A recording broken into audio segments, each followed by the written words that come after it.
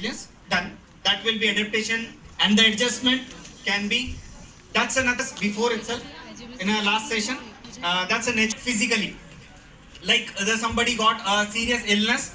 By the serious illness, how is recovering himself or coming back to his previous illness, that we can say that mental psychological resilience we just saw, doing or adjusting emotionally. By that, some people say that whenever the problems comes, people is emotionally broken. Somebody's died, or a big loss, or we can say that just tsunami came. COVID is the one of the thing just recently passed. So how the person is adjusted with things. As psychiatric, if we'll say that in a psychiatric, we have a defense mechanism. Defense mechanism where the brain is giving can be done the emotionally. Social resilience, that most popularly known, but nowadays it's becoming very uncommon. If you've seen that somebody's expired in a village or somebody, all the people used to go there, they sit with them till 10 days, 11 days, and then they console them. But nowadays people are just for 2 days and they will just go off. And any situations comes, people are not bothered about the other people. So social resilience is what is the main factor which is affecting really the resilience in the resilience. Is it the nature or it is nurture? Really the nature which the person born, his surroundings, his gene is important, or his nurture, the surroundings where he grown up. But what we perceive about ourselves. Another is social support and biological factor, which is nothing but the early environment factors which also affect the person, like self-directedness, the quality, the tendency of the person to accept the responsibility and do or the solve the problem by his own. And the person is doing stamina to his demographic is which overall factors like age, sex, gender, race, ethnicities, that will be different for every person, and that's different for the systematic factors. That's environmental, like social support. As I said, social support is very important whenever we are having resilience in a secure relation. Non-abusive parents, we read in a psychiatric, that's a very substantive and mental substitutions. Community factors like good schoolings, communities, sports, and all the things. And social policies.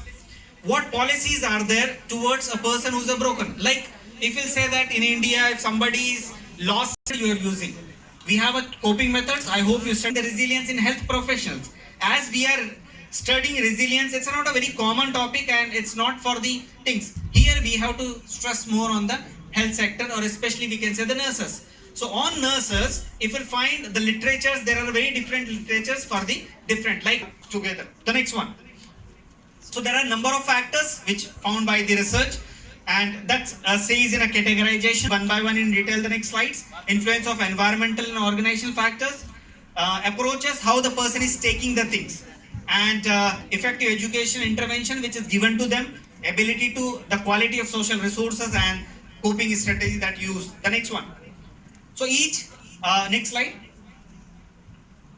So the first is influence of individual factors. What are the individual factor can be? The next. Then being capable of self-care. The person should be taking care. Like we says, if you travel in an air bus or anything, you find yourself. पहले अपना mask लगाएं, उसके बाद दूसरे का लगाएं. आप जिंदा रहोगे तो दूसरे को जिंदा रखोगे. आप ही मर गए तो कौन आपको दूसरे वाले को देखो. So self-care is always important. You should worship your body or your things that I must be happy or I must be healthy.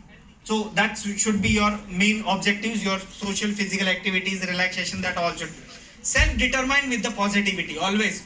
Keep yourself positive. Last session we saw, sir said that how we can. Second is environmental and organizational factors, where you are working, where you are staying.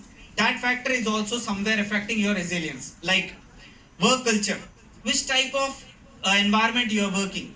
This work culture is productive, very okay. So we have to take factor. Approaches that are individual taking when they interacting. Next, with our professional circumstances, things comes goes every time. Workload management, that we can say the time management, workload management, that not like that. Many people will be there, साल भर है ना पढ़ने के लिए, अभी क्यों अभी से शुरू करना है. और there are exams are there. I will see that exams तो जून और जुलाई में है. मैं शुरू कर दूंगा, जनवरी से फरवरी से सोचेंगे शुरू करना. So that will not, your workload will be more, and definitely you will be stressed and not able to adjust with the things. Work-life balance, between balance of your personal life and your professional life. Social support should be very good. You are going a good education strategies or good education policies, or you are.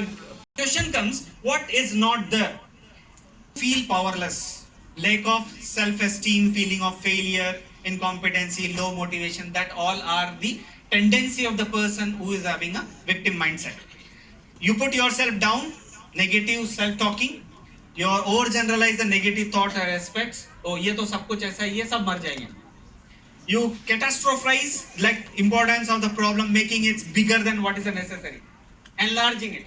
So that can be the one. And you feel paranoid, what it is and why it is. The next one. So I just conclude the things. That will be the last part of this presentation, is how we can maintain health and wellness in an aspect of resilience. Next slide.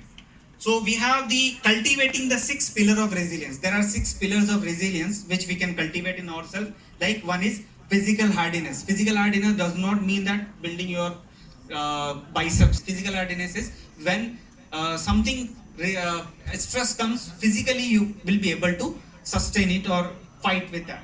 Emotional equilibrities, mental clarity in thoughts, spiritual connections, loving relation, strong social connections, and the influential leadership with your community. So these are the 6 pillars of the person's resilience building. The next one. So how to become more resilient? How you can? And when you bend in the wind but you don't break in the storm, is the resilience. So next slide. How you can become? We have one aspect is maintenance of positive emotions. Always build an emotion which is positive. Next.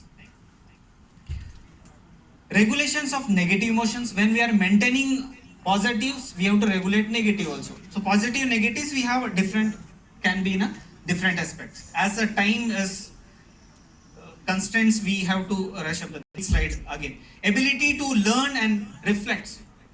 You should have that curiosity to learn new things. You should have a curiosity to reflect it. Reflection is nothing but the what are the positive things in you which can be transferred to the other person. The next one.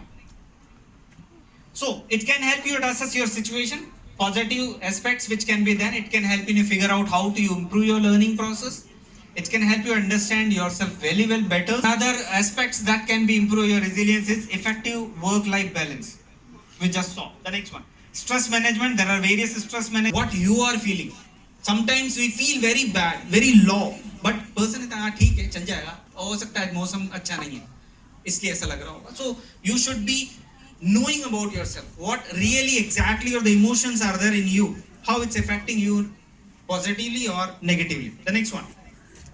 Self-confidence is always important to build yourself. The next.